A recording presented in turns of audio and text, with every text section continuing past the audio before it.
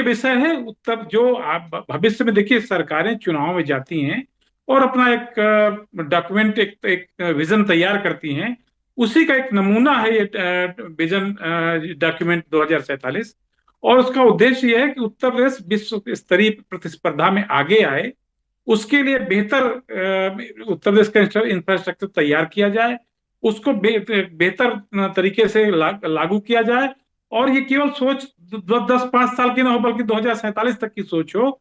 अगर इस सोच को, इस व्यवस्था को पूरी तरह से लागू करेंगे, तो आगे चल करके उत्तर प्रदेश का जो एक ढांचा खड़ा होगा, एक इंफ्रास्ट्रक्चर खड़ा होगा, वो बहुत ही उपयोगी होगा और प्रदेश के विकास में बड़ी भूमिका निभाएगा। अभी आप देख रहे हैं कि उत्तर प्रदेश की राज्य की जो जीडीपी है, वो करीब 30 लाख करोड़ की है। ये जो पिछले 8-9 सालों की जीडीपी का लगभग 2.5 गुना है। तो इसी तरीके से अगर ये 2047 तक की जीडीपी सोची जाएगी, तो ये कम से कम 3 गुना आगे बढ़ेगी, 4 गुना आगे बढ़ेगी। और ये इतना ही नहीं, देखिए अभी जो उत्तर प्रदेश में इन्वेस्टमेंट के नाम पर 40 लाख करोड़ का निवेश हुआ है, ऐसा सरकार ने सदन में ये जो डॉक्यूमेंट पेश किया है। तो इन सारे मुद्दों को साथ में रखते हुए, जिस तरीके से पर्यटन के क्षेत्र में, इंफ्रास्ट्रक्चर के क्षेत्र में, इंडस्ट्री के क्षेत्र में, कौशल विकास के क्षेत्र में और संसाधनों का समुचित वितरण, केवल यही नहीं कि एक ही क्षेत्र में विकास हो, केवल नोएडा में ही विकास हो, केवल लखनऊ में विकास हो, केवल अलीगढ़ में विकास हो, यही नहीं, झांसी में विकास हो, बलिया में विकास हो, मेरठ में विकास हो, इलाहाबाद में, प्रयागराज में विकास हो, और इटावा में विकास हो, आगरा में विकास हो। यानी विकास का चतुर्दिक बंटवारा समुचित तरीके से हो, विकास बेहतर ढंग से हो, और एक पक्षी न लगे कि नहीं विकास एक ही तरफ से हो रहा है, एक ही क्षेत्र में हो रहा है, कहीं कहीं कहीं अछूता रह जा रहा है। तो विकास की जो धारा है चतुर्दिक बहे, ऐसा दिखाई पड़े। नदियों का को चैनलाइज करने की एक योजना है। इसके साथ साथ कृषि तकनीक को भी विकसित करने की योजना है। तो इन सारी चीजों पर एक वो करके, और फिर इसके बाद अगर सरकार ने केवल इसको दिखावे तक नहीं रखा, केवल इसको रिकॉर्ड बनाने तक नहीं रखा, इसको जमीन पर उतारने की पूरी मंशा रखी, तो निश्चित रूप से इसका परिणाम दिखेगा कि इसके साथ जब जो आईआईएम है उनके साथ तालमेल बनाएगा, जो आईआईटी है उनके साथ तालमेल बना करके, जब इनको अलग अलग समितियों के माध्यम से, अलग अलग कमेटी बना करके जब लागू किया जाएगा, तो बहुत बड़ा बड़ा विजन तैयार होगा।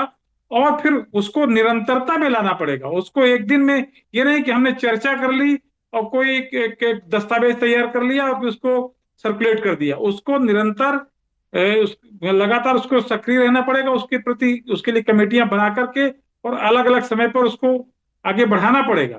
तभी ये संभव हो पाएगा, तभी विजन डॉक्यूमेंट सफल होगा बिल्कुल और उत्तर बिल्कुल। प्रदेश का आनंद विकास दुबे जी हमारे दिखाई साथ हैं। पड़ेगा। सर, सरकार 2047 के विजन को लेकर आगे चल रही है, लेकिन बहुत बुनियादी समस्याएं, चाहे शिक्षा, स्वास्थ्य, रोजगार, इन सब को लेकर विपक्ष सवाल खड़े करता रहता है।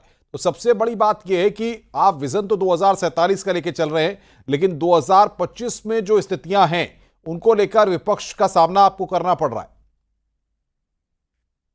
नहीं, देखिए, विपक्ष का काम है सवाल उठाना, और मैं चाहता भी हूं कि विपक्ष जो है वो सकारात्मक तरीके से सही मुद्दों को सदन में भी उठाए और सदन से बाहर भी उठाए। लेकिन दुर्भाग्य ये है कि विपक्ष सिर्फ और सिर्फ झूठ बोलता है, भ्रम फैलाता है और नकारात्मक राजनीति करता है।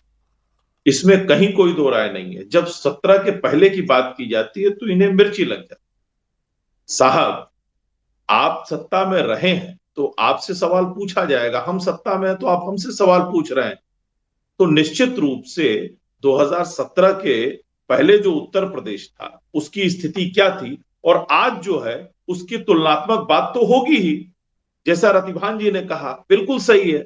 उत्तर प्रदेश की जीडीपी 13 लाख करोड़ थी अखिलेश यादव जी ने जब सत्ता छोड़ी। आज वो बढ़ के करीब करीब 30 लाख करोड़ है, 29.8। प्रति व्यक्ति आय 54,000 थी, आज वो बढ़ के 1,08,000 के आसपास पहुंच चुकी है। बजट 8 लाख करोड़ पहुंच चुका है आज, कभी 3,46,000 करोड़ हुआ करता था। तो हर जगह, चाहे आज रेवेन्यू सरप्लस स्टेट है, आज उत्तर प्रदेश दूसरे नंबर की अर्थव्यवस्था है। और आपको एक चीज और बताऊं, देश में सबसे तेजी से बढ़ती हुई अर्थव्यवस्था में उत्तर प्रदेश दूसरे नंबर पे 8.9 की रफ्तार से उत्तर प्रदेश आगे बढ़।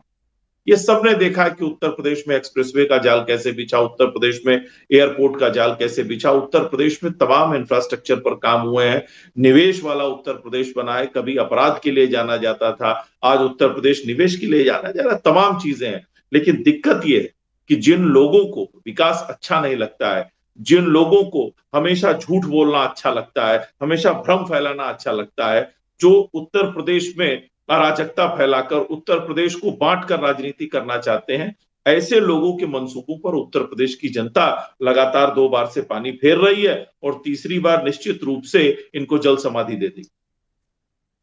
जी, हमारे साथ सचिन रावत प्रवक्ता कांग्रेस हैं। सचिन जी, क्या मानते हैं आप, बीजेपी के स्पोक्स पर्सन जिस बात को कह रहे हैं, क्या कांग्रेस इससे सहमत लगती है?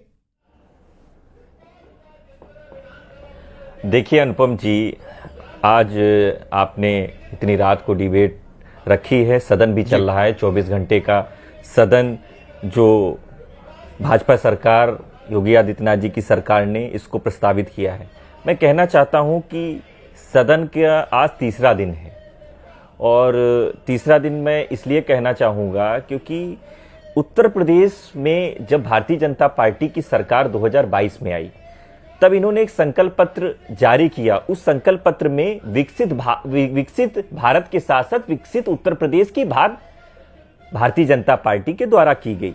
ये भारतीय जनता पार्टी का संकल्प पत्र है, ये आपके सामने है, आनंद दुबे जी भी इसको देखेंगे।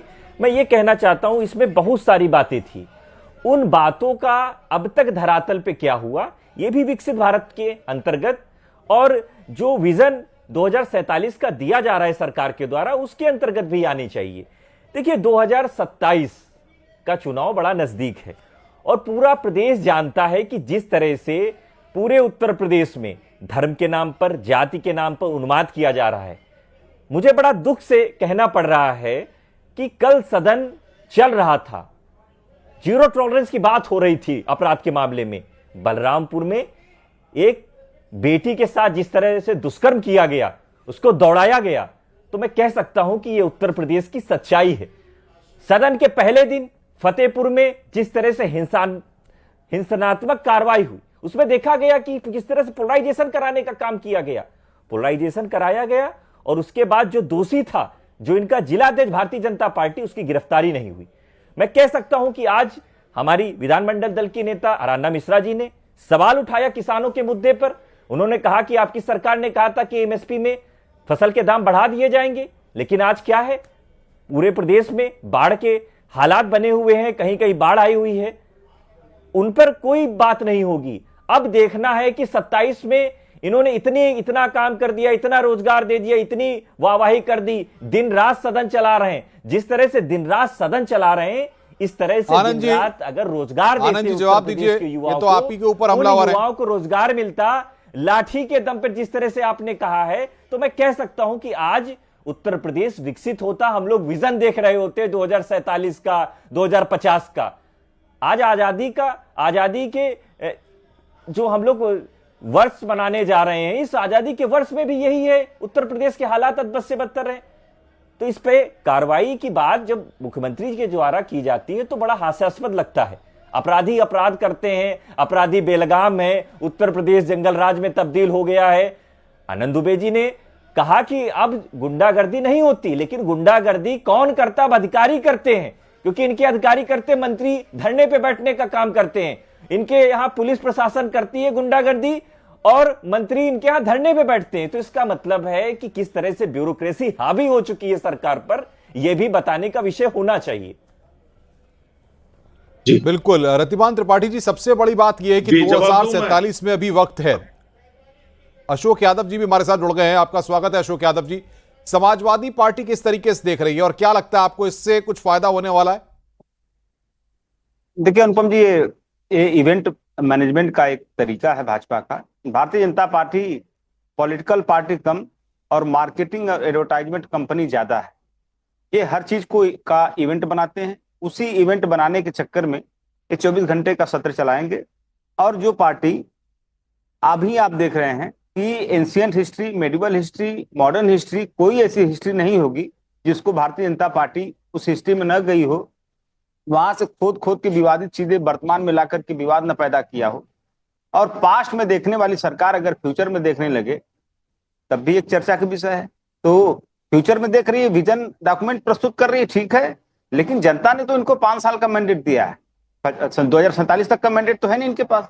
तो जो वर्तमान की स्थिति है उत्तर प्रदेश की, उस पर इनका क्या जवाब है? हम लोग तो कह रहे हैं विजन डॉक्यूमेंट आप लाइए, ठीक है, लेकिन रीजन डॉक्यूमेंट भी लाइए कि क्या रीजन है उत्तर प्रदेश करप्शन का केंद्र बन गया है। क्या रीजन है कि उत्तर प्रदेश में जल जीवन मिशन के तहत आने वाली पानी टंकियां धराशायी हो रही? क्या रीजन है कि उत्तर प्रदेश में लॉ एंड ऑर्डर इस कदर खराब हो गया है कि एक बेटी जिलाधिकारी और एसपी का आवास के सामने उसकी इज्जत नहीं बच पा रही? तो क्या रीजन है कि कंपोजिट विद्यालयों को बंद करके कंपोजिट वाइन शॉप खुली जा रही है? क्या रीजन है कि जो इस देश की जो महंगाई, बेरोजगारी, किसान उत्पीड़न, महिला उत्पीड़न, ये सारी चीजों में बेतहाशा मतलब वृद्धि हुई है इनकी समस्याओं में? तो ये सारे रीजन आप नहीं बता रहे हो जो कि वर्तमान की समस्याएं हैं, और आप विजन की बात कर रहे हो, पास्ट की फ्यूचर की समस्या पे बात कर रहे हो। यही तो बेसिक डिफरेंस है। ये सरकार वर्तमान में कभी बात ही नहीं करती है, क्योंकि वर्तमान तो इसने सबका खराब कर रखा है। इसने वर्तमान हमारे छात्रों को खराब कर रखा है पेपर लीक करवा करके, वर्तमान किसानों, नौजवानों, महिलाओं सबका खराब आनंद कर जी, रखा है। वर्तमान खराब कर रखा है और भविष्य की आप तस्वीर खींच रहे हैं। नहीं, ये एकदम अशोक जी ने सही कहा, वर्तमान हमने खराब कर दिया है, इसमें कोई दो राय नहीं, और बुरी तरह से खराब कर दिया है। लेकिन किसका? अखिलेश यादव जी का और राहुल गांधी। इनको कोई फ्यूचर ही नहीं दिखाई दे रहा। ये इतने अरे होपलेस 2017 से तो लेकिन सत्ता में आप हैं उत्तर प्रदेश में। सुन तो लीजिए साहब, तो इसीलिए तो इनका वर्तमान खराब हो गया है। भूत पहले खराब था, जब से हम सत्ता में आए इनका वर्तमान खराब हो गया, क्योंकि अनुपम जी, ये वही लोग, अनुपम जी, वोट जी, चोरी जी, करके अशोक जी सरकार बोलिए। बना लेना, वोट चोरी सचिन, करके सरकारें बना इनका लेना, अनुपम जी ज्यादा तो दिन इसमें तो नहीं इतनी हुआ वाहवाही नहीं करते। बैसाखी से सचिन, सरकार चल रही है। सचिन अभी जी, 2024 का जी, लोकसभा चुनाव आप परिणाम सचिन देख लीजिए, जी, किसका वर्तमान खराब अरे हुआ, किसका भविष्य हमने खराब किया। ओहो अशोक जी, ये मैं बीच सारी में नहीं चीजें बोल रहा आप था, सुन अपने लीजिए। अरे साहब, अब आपको थोड़ा सुन लीजिए। जी जी, वोट चोरी की बात कर रहे हैं साहब। मुझे लगता है वोट और चोरी कौन- की बात जो है नहीं, इनको बुरी और लग कौन गई। पार्टी वोट चोरी की बात कर रही है? जिस पार्टी की प्रधानमंत्री पद पर रहते भारतीय हुए जनता पार्टी इलाहाबाद जिस तरह से हाईकोर्ट मैनिपुलेटिंग करने का काम करती इलाहाबाद है वोट हाईकोर्ट चोरी में के सजा माध्यम मिली। से, आज इनकी सरकार जिन्होंने- बैसाखी पे चल रही है। जिन्होंने 35 शुद्ध सांसद रूप अगर से हमारे होते चुनाव तो में सरकार आज चोरी कांग्रेस किया पार्टी, और इंडिया इलाहाबाद अलायंस की होती। हाईकोर्ट ने उस पर मुहर लगाई, वो बात कर रहे हैं। जिन्होंने कुर्सी बचाने के लिए देश को इमरजेंसी में झोंक दिया, वो बात कर रहे हैं। जिन्होंने देश में हमेशा संविधान की हत्या की, वो बात कर रहे हैं। और समाजवादी पार्टी बात कर रही है, जो अपने पूरे 5 साल के कार्यकाल में 1,95,000 नौकरी दी, उसमें से 60,000 पर कोर्ट केस हो गया, वो बात कर रही है। अरे हमने छाती ठोक के 8 लाख युवाओं को उत्तर प्रदेश में सरकारी नौकरी दी और लखनऊ में बुलाकर नियुक्ति पत्र बांटने का काम किया है। हम ऐसे नौकरी देते हैं। आपके यहां तो चाचा भतीजे की जोड़ी पैसा वसूलने निकल जाती थी, झोला लेकर। आपने उत्तर प्रदेश के युवाओं का भविष्य बर्बाद कर दिया। आपने उत्तर प्रदेश के युवाओं के हाथ में तमंचा पकड़ा दिया। कोई ऐसा शहर नहीं था जहां दंगा नहीं होता था, आतंकवादी। चलिए रतिमान त्रिपाठी जी, मैं आपके पास आ रहा हूं। रतिमान त्रिपाठी जी, सवाल यहाँ पर ये है कि संभल में क्या हुआ, बहराइच में क्या हुआ, 2047 का जो कासगंज में विजन क्या है हुआ, क्या सरकार वहां का, दंगे नहीं हुए? क्या दंगे वहां भी हुए ना? रतिमान त्रिपाठी जी, मैं आपके पास आ रहा हूं। 2047 का जो विजन है, ये विजन सवाल ये है कि एक जनरेशन होती है कि अगर कोई जनरेशन कुछ चीज को देख रही है तो हम देखते हैं कि 10 से 15-20 सालों में जनरेशन जो है वो ग्रोन अप हो जाती है। आज जो 15 साल का है फिर वो 30 साल का हो जाएगा या 40 का हो जाएगा।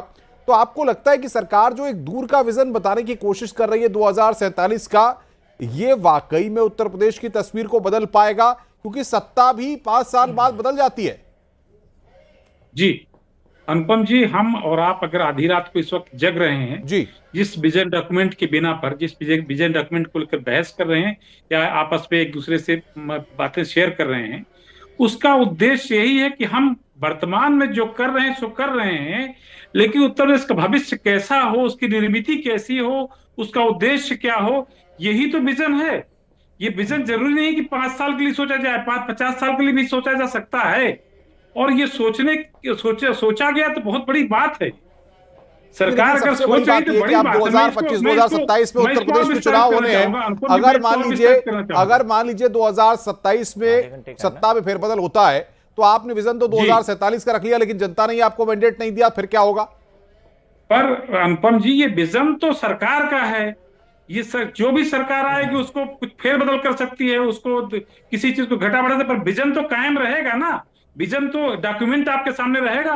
डॉक्यूमेंट के बिना पर अगर वो सरकार चाहेगी उसको आगे बढ़ाएगी, नहीं चाहेगी नहीं बढ़ाएगी। सचिन रावत जी, क्या लगता है आपको वाकई में ये बात जो रतिभान त्रिपाठी जी कह रहे हैं, क्या वो विजन मायने रखेगा? फिर मुझे लगता है सरकारें कार्यकारी कल्याणकारी राज्य की अवधारणा पर आधारित होती हैं। अगर कोई अच्छा विजन बना हुआ है तो निश्चित रूप से उसको अगली सरकार ये रहे या कोई समाजवादी पार्टी की सरकार में सैफई में स्टेडियम बना, अगर जनता बदलना चाहेगी तो बदल।